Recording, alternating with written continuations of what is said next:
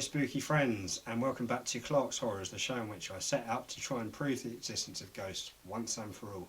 Now today we're off to Tiny Tim's Tearoom, which is a small tea room set over 3 floors on a busy main street in Canterbury, Kent. And out of all the places I've been so far, I personally feel this has the most potential to genuinely be haunted. But it's a bit of a shorter video, this one, so before we get started, just want to give a huge shout out to all of you that have liked and subscribed since my last video. If you want to see the videos keep coming, please do keep it up because it really helps the channel grow. And I'll see you on the other side. Tiny Tim's Tearoom is located in the historic town of Canterbury, Kent, England. The town is famous for its cobbled streets, music scene and architecture, most notably the Grand Cathedral, in which Thomas Becket was murdered in 1170.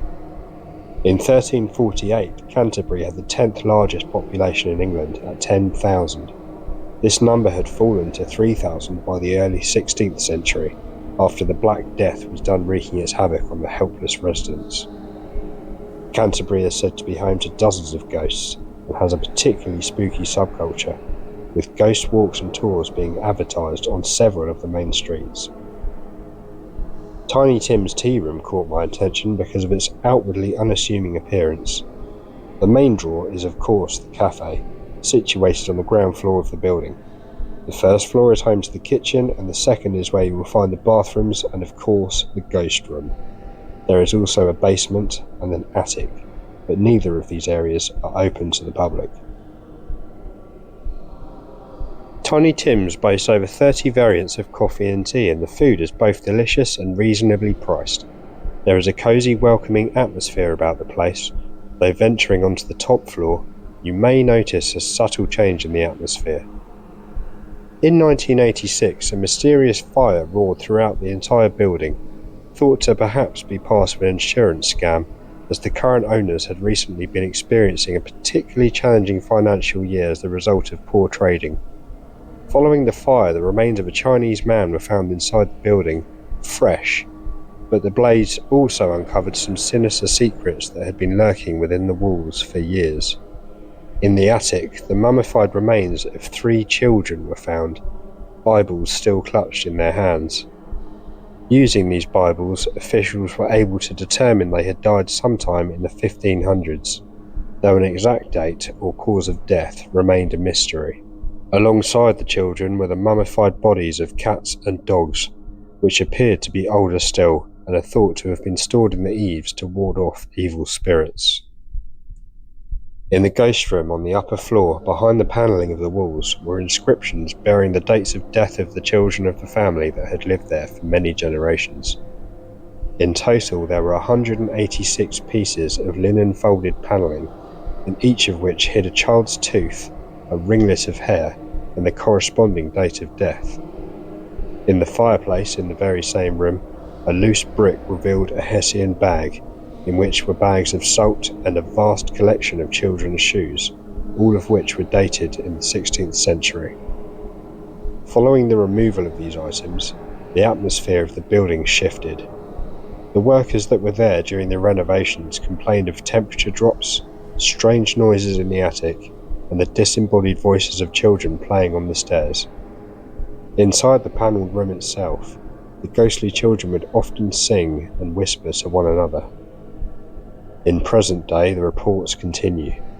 I have spoken to many of the staff and will report my findings later in this video. What is up, guys? We are finally here in the ghost room of Tiny Tim's Tearoom in Canterbury. Now, I've actually been up here, it's a very small room, been up here for about 20 minutes, just waiting until I can get some time alone in here, because the toilets are on the upper floor as well, and people keep coming up and down. I can't really record while that's going on. Finally got some time. I've turned the lights off so it's as dark as it's going to get in here. And let's try and see if we can make contact with some spirit children. I'm just going to sit down in the chair.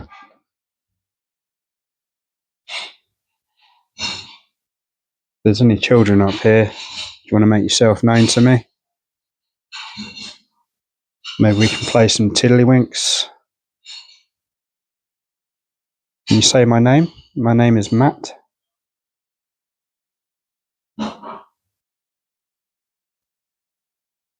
I hear you like to giggle and run around up here. Can you laugh for me?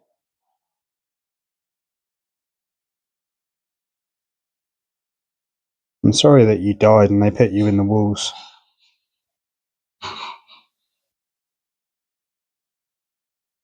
I'll be your friend though.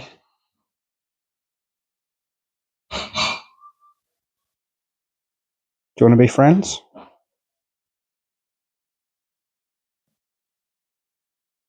I'm all alone up here. I could do with a friend.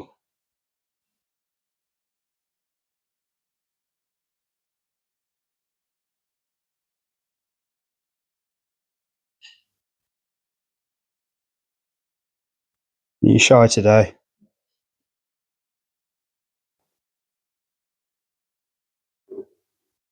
It is very cold in here compared to the rest of the place. Do you want to say hello to me?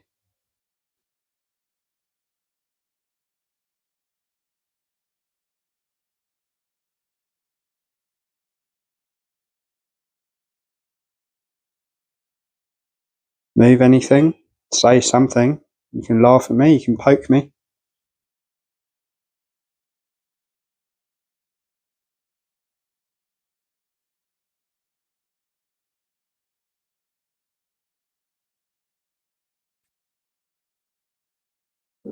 So I've got a feeling I'd have a lot more luck probably if I was here after dark or here after the place was closed and it was just me alone. So I've spoken to a lot of the staff and they've all of them have seen and heard things here, not just in this room but throughout the whole building.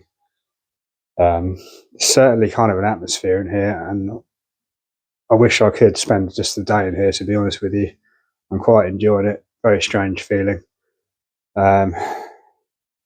Unfortunately, I can't really linger here all day without looking like a bit of a weirdo. So I'm going to move on.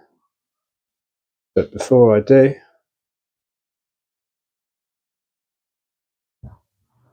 it's your last chance to say goodbye, guys. You can come and wave for the camera.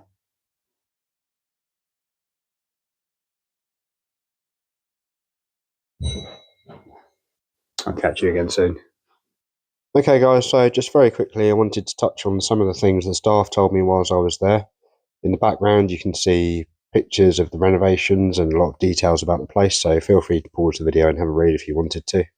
So staff have heard their names being called whilst they're downstairs and also whilst upstairs in the toilets whilst the building is empty. In the kitchen, the aprons have started moving across the wall as if someone's pushing and pulling them. Staff have seen things ducking out the corner of their eyes whilst climbing the stairs to the upper floors. The attic hatch has started rattling violently as if something was up there trying to get out. There's often giggling and laughter throughout the building and footsteps on the stairs. Now, all of the staff have their own stories about this place, and they've saged the place many times. But the main thing of interest to me was the fact that none of the staff are non-believers. They all believe in it. They all have their own stories. So that was Tiny Tim's Tea Room in Canterbury, Kent. A really nice little place. I'll definitely be going back again myself sometime soon. I'd love to hear if you've ever been there or if you've ever been to Canterbury and you've experienced anything around the area, because the entire place is meant to be very haunted. Either way, thank you for all the support and I'll see you in the next one.